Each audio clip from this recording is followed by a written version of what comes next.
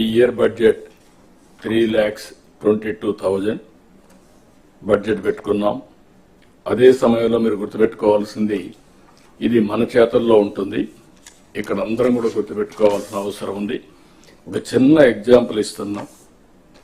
Normal గా మన grow అయితే, నేను ఎప్పుడెప్పుడు చెప్తున్నా, మళ్ళీ మీకు మీ మైండ్ లో రిజిస్టర్ కావాలి. ఇది 7.5% మన గ్రోత్ రేట్ ఇప్పటి నుంచి కానీ చేస్తే 2047 కి 10,384,000 ఇన్కమ్ పర్ క్యాపిటా వస్తుంది. అదే కానీ 15% గ్రోత్ వస్తే 45,787 రూపీస్ వస్తుంది. డబల్ ది గ్రోత్ అయితే 4.5 టైమ్స్ పెరుగుతా ఉంది. లాంగ్ టర్మ్ లో సిఏజీఆర్ చూసినప్పుడు 10 లక్షలకి 45 లక్షలకి డిఫరెన్స్ మీరు గుర్తుపెట్టుకోవాలి. తలసరి ఆదాయం అది మన చేతుల్లో ఉంది. Be clear. అందుకని మీరు చూసినప్పుడు 14-19 13.5% గ్రోత్ వచ్చింది. ఈ రోజు నుంచి 15+ పెట్టుకున్నాం. టెక్నాలజీ మెచ్యూర్ అయింది. అన్నీ కూడా మనం సిస్టమేటిక్ 2047 విజన్ డాక్యుమెంట్ తయారు చేశాం. ఎవ్రీ ఇయర్ టార్గెట్స్ పెట్టాం. దానికి కావలసిన రిసోర్స్ ఇస్తున్నాం. నాలెడ్జ్ని కూడా మా దగ్గర ఉండే నాలెడ్జ్ మీ వరకు పాస్ ఆన్ చేస్తున్నాం. మీరు ఫీల్డ్ లో ఉండే నాలెడ్జ్ని తీసుకుని దీని ముందు తీసుకుపోవాల్సిన అవసరం ఉంది. అదే 19-24 వస్తే 10.32% తగ్గిపోయింది. అదే ఇప్పుడు మళ్ళీ 12.02కి వచ్చాం. దీనివల్ల 2,66,000 రూపాయలు తలసరి ఆదాయం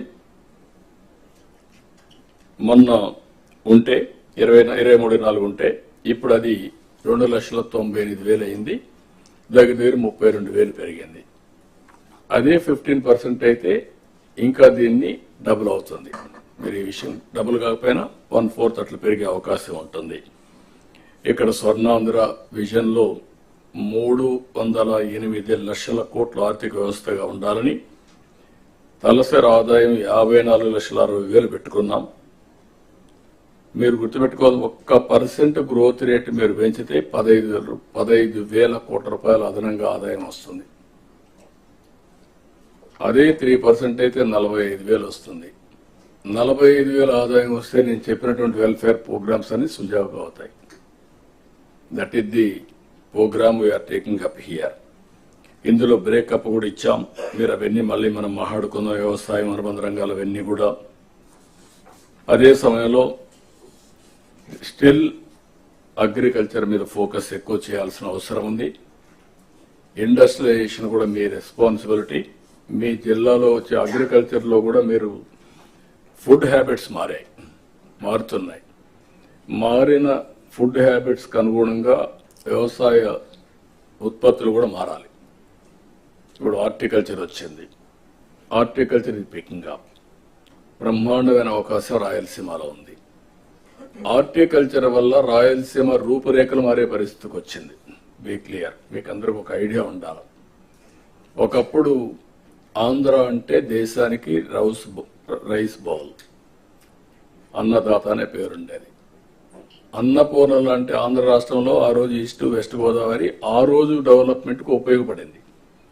అందుకే మీరు చూస్తే ఆ డెవలప్మెంట్ లో వచ్చిన వాళ్ళందరూ బాగా చదువుకొని పైకి వచ్చారు, విదేశాలకు వెళ్లారు.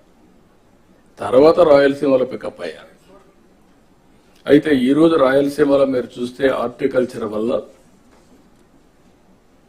ఇక్కడ డెల్టా కంటే బెటర్ ఆదాయం వచ్చే పరిస్థితి వస్తుంది. అది లాస్ట్ టైం కూడా మీకు చెప్పాను. దీనివల్ల డెల్టాలో ఉండే కలెక్టర్స్ ఎక్స్ట్రా ఎఫర్ట్ పెట్టాల్సిన అవసరం ఉంది ఇప్పుడు మీ మీద. అనంతపూర్ ఒకప్పుడు కరువు జిల్లా ఎడారిగా మారిపోతుందనుకున్నాం. ఇప్పుడు 5వ ఆర్థిక వ్యవస్థగా వచ్చింది. అది 1-2 వచ్చేస్తుంది. అక్కడ నీళ్లు పెద్ద game changer. Horticulture is a boom.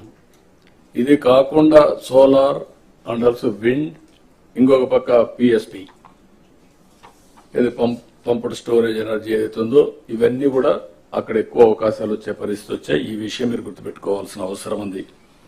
Industry it is a must. Infrastructure దాన్ని కంపీట్ చేసే ఇన్ఫ్రాస్ట్రక్చర్ ఉండాల్సిన అవసరం ఉంది. అందుకే ఇక్కడ మనం చూసే ఇండస్ట్రియల్ క్లస్టర్స్ కానీ, అదే మరి ఇన్ఫ్రాస్ట్రక్చర్ కానీ, అదే కాకుండా ఈరోజు energy is a game changer. మనం చూసినప్పుడు గ్రీన్ ఎనర్జీ 10 లక్షల కోట్లు 7,50,000 మందికి ఉద్యోగాలు ఇవ్వడానికి ముందుకు పోతున్నాం. మనకుండే అవకాశం పోర్ట్స్, ఎయిర్పోర్ట్స్ ఇవన్నీ కూడా పర్ఫెక్ట్గా చేసుకోవాలి. సర్వీస్ సెక్టర్ కూడా మనం మాట్లాడుకుందాం. Tourism is a game changer. రాబోయే రోజుల్లో 20% గ్రోత్ రేట్ టూరిజంలో పెట్టుకుంటున్నాం. అందులో ఇక్కడ టెంపుల్ టూరిజం ఇది ప్రిడామినెంట్ ఇన్ ఆంధ్రప్రదేశ్. దాన్ని ఆసరాగా తీసుకొని బ్యూటిఫుల్ ప్లేసెస్ ఉన్నాయి. దీన్ని కూడా మనం ఏ విధంగా చేయాల్సిన అవసరం ఉంది. అల్టిమేట్ గా ప్రజలే ఫస్ట్, పీపుల్ ఫస్ట్. దీన్ని మీరు గుర్తుపెట్టుకోవాల్సిన అవసరం ఉంది. ఆల్ కలెక్టర్స్ రిపీటెడ్ గా చెప్తున్నా, దీన్ని మనం గుర్తుపెట్టుకొని we're having a programme positive people's perception. మీరు చేసే ప్రతి ఒక్క పని we're measuring what people are thinking. ఈరోజు మనం కూర్చొని మాట్లాడుతున్నామంటే ప్రజల కోసం మాట్లాడుతున్నాం. దీంట్లో ప్రాధాన్యత క్రమంలో మనం ముందుకు పోవడానికి ఏం చేయాలని అవన్నీ వర్కౌట్ చేస్తున్నాం. అరౌండ్ 22 సర్వీసెస్ ఫీడ్బ్యాక్ తెప్పిస్తున్నాం. మన వాళ్ళు ఎక్స్ప్లెయిన్ చేస్తారు. ఇసుక కానీ, మద్యం కానీ, గ్యాస్ సిలిండర్స్ కానీ, డిస్ట్రిబ్యూషన్ కానీ, హాస్పిటల్ ఇచ్చే సేవలు కానీ, రెవెన్యూ, ఆర్టీసీ ఒకటి కాదు, ఆల్ సర్వీసెస్ వీఆర్ మెజరింగ్.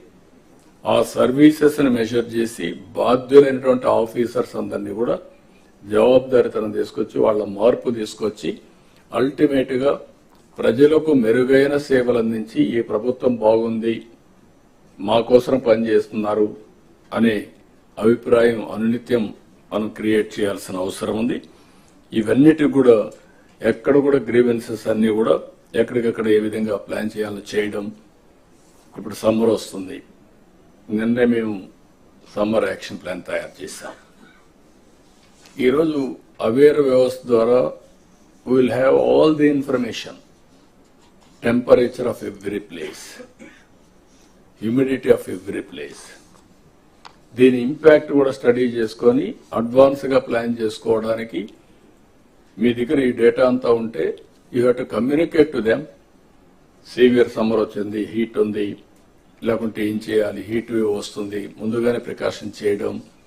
అందుకే అవసరమైతే సమ్మర్ లో మరీ హాట్ గా ఉండే ప్లేస్ లో బటర్ మిల్క్ పెట్టి, వాటర్ పెట్టి, ఎవ్వరు కూడా ఒక్క వ్యక్తి కూడా సన్ స్ట్రోక్ వల్ల చనిపోకుండా చూసుకోవడం కలెక్టర్స్ రెస్పాన్సిబిలిటీ. ఒకప్పుడు కలెక్టర్స్ మాకే సంబంధం, ఎండలో వస్తే ఎందుకు పోవాలి వీళ్ళు అనే యాటిట్యూడ్ ఉండేది. అది కాదు ఇక్కడ issue. It is our responsibility to guide them, to regulate them, to convince them. కాబట్టి ఆ విషయం మీరు గుర్తుపెట్టుకోవాల్సిన అవసరం చాలా క్లియర్ గా. ఎక్కడ